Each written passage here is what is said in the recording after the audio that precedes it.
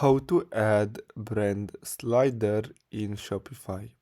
So basically what you're gonna have to do is simply go to this website called Elf site, and then you're gonna have to simply go and click on widgets. So you're gonna have to create your free account and then simply search for slider. So let's see, slider, and then here, as you can see, you have different options. So simply click on this one here, and basically here you're gonna have to simply click on continue with this template, then simply add the images and the products that you want, and then click on add to website for free.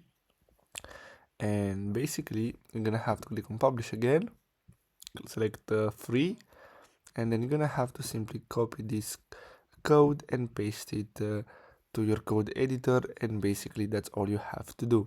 So I hope you found this video helpful. Thanks for watching.